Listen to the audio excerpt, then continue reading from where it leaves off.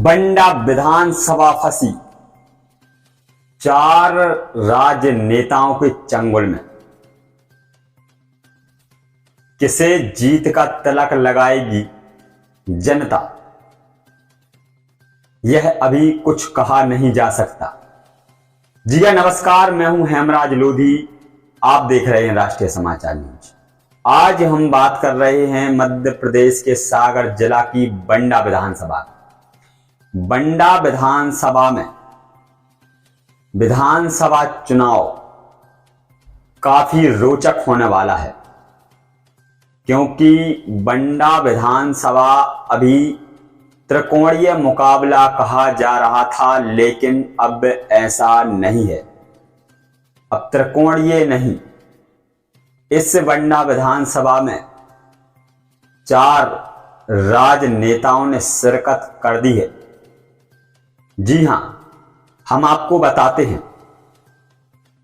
सबसे पहली सूची भारतीय जनता पार्टी ने घोषित की थी और बंडा विधानसभा से वीरेंद्र सिंह लोधी को भाजपा ने प्रत्याशी बनाया था। भाजपा में वरिष्ठ नेता और प्रदेश कार्य समिति के सदस्य सुधीर यादव थे। वहीं दूसरी ओर रणजोर सिंह बुंदेला भी थे। बीजेपी का प्रत्याशी तय हो जाने के बाद रणजोर सिंह बुंदेला और सुधीर यादव ने बगावत कर दी थी। बगावत इतनी हुई कि इन दोनों राजनेताओं ने पार्टी से इस्तीफा दे दिया और ये चुनाव के मैदान में कूदने के लिए तैयार हो गए। उसके बाद रणजोर सिंह बुंदेला ने बीजेपी से इस्तीफा दिया और बीएसपी का दामन थाम लिया। बीएसपी में दामन थामने के बाद कुछ दिन बाद ही बहुजन समाज पार्टी ने रणजोर सिंह बुंदेला को अपना प्रत्याशी घोषित कर दिया। लेकिन वहीं दूसरी ओर सुधीर यादव बीजेपी से नाराज रहे और कई पार्टियों में उन्होंने जाना चाहा, लेकिन उन्होंने अपना मन नहीं बनाया। हालांकि उन्होंने भाजपा से इस्तीफा नहीं दिया था। अभी कुछ दिन पहले कमलनाथ जी के यहां पूर्व सांसद लक्ष्मी नारायण यादव और उनके बेटे सुधीर यादव की एक फोटो वायरल हुई थी। माना जा रहा था कि कांग्रेस पार्टी के चीफ कमलनाथ के पास बंडा विधानसभा से कांग्रेस पार्टी की टिकट लेने गए थे। उसके बाद ही कांग्रेस पार्टी ने अपनी दूसरी सूची प्रेषित कर दी और दूसरी सूची में सिटिंग एमएलए तरवर सिंह लोधी का नाम आ गया।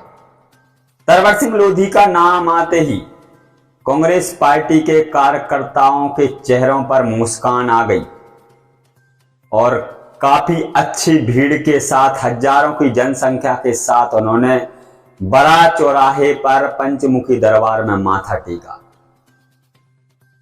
लेकिन सुधीर यादव के कयास लगाए जा रहे थे कि कांग्रेस के बाद वो समाजवादी पार्टी में जाएंगे।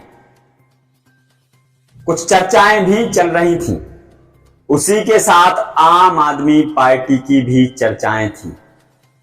लेकिन आज उन्होंने स्पष्ट कर दिया है कि वह किस पार्टी से चुनाव लड़ेंगे। अभी 3 दिन पहले उनके बेटे ने मंडी प्रांगण से रैली निकालकर बंडा में भ्रमण किया था। सुधीर यादव ने भी अपने कार्यालय में प्रेस वार्ता की थी। इशारों में उन्होंने आम आदमी पार्टी का नाम बताया था, लेकिन यह तय नहीं था उन्होंने यह स्पष्ट नहीं कहा था कि हम किस पार्टी से चुनाव लड़ेंगे, उन्होंने कहा था हम चुनाव लड़ेंगे और समय आने पर बता दिया जाएगा। प्रेस वार्ता के बाद एक दिन बाद ही वह दिल्ली पहुंच गए। दिल्ली में उन्होंने आम आदमी पार्टी की सदस्यता ले ली है। जी हां, अभी सोशल मीडिया पर कुछ फोटो वायरल हो रही हैं और उन्होंने फेसबुक सोशल अकाउंट पर सुधीर यादव ने भी आम आदमी पार्टी की सदस्यता की फोटो अपलोड की है। अब ये स्पष्ट हो गया है कि सुधीर यादव आम आदमी पार्टी से चुनाव लड़ेंगे। हालांकि अभी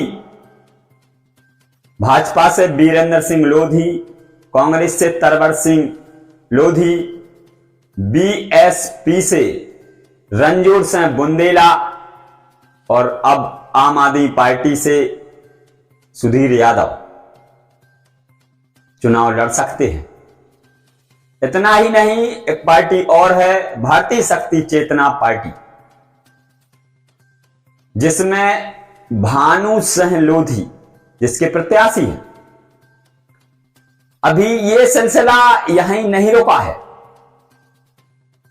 बंडा विधानसभा में लगभग ये मानिए कि घमासान मच गया है। सारे के सारे दिग्गज नेता बंडा विधानसभा में छलांग लगा रहे हैं।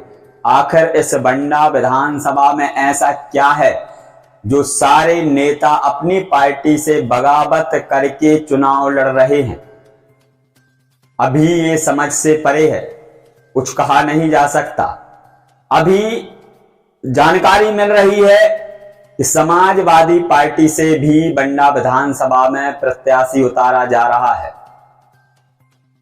तो अभी सपा का भी प्रत्याशी यहां से उतरेगा। कुछ प्रत्याशी ऐसे हैं जो निर्दलीय चुनाव लड़ने की बात कह रहे हैं। ऐसे में बंडा विधानसभा का समीकरण कैसे बनेगा? बंडा विधानसभा की जनता आखिर कौन से मुद्दा चाहती है? किन मुद्दों पर प्रत्याशियों को वोट देगी? अभी ये तय नहीं है। हालांकि भाजपा से वीरेंद्र सिंह लोधी और कांग्रेस से तरवर सिंह लोधी टिकट मिलने के बाद क्षेत्र में लगातार जनसंपर्क में लग गए हैं।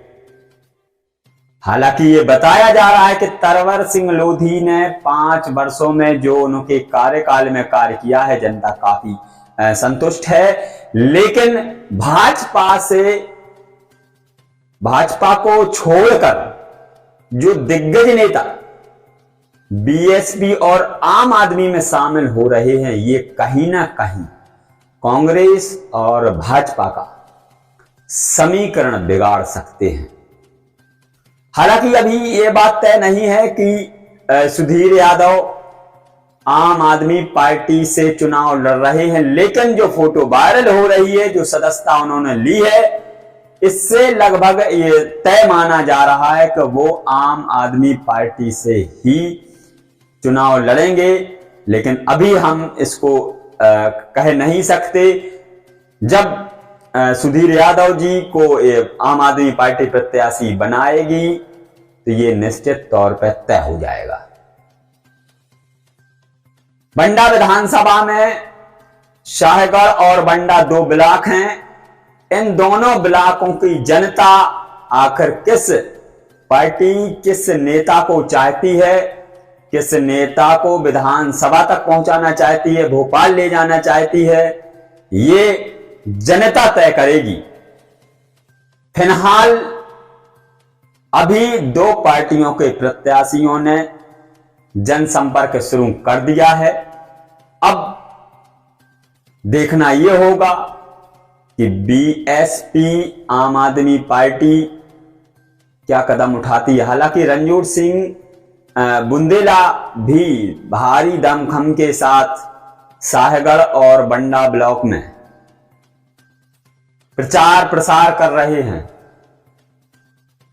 अब देखना होगा जनता किसे विधायक बनाती है, किसको बहुमत देती है, लेकिन ये हम जरूर कहेंगे बंडा विधानसभा कस्मा-कस में फंस चुकी है।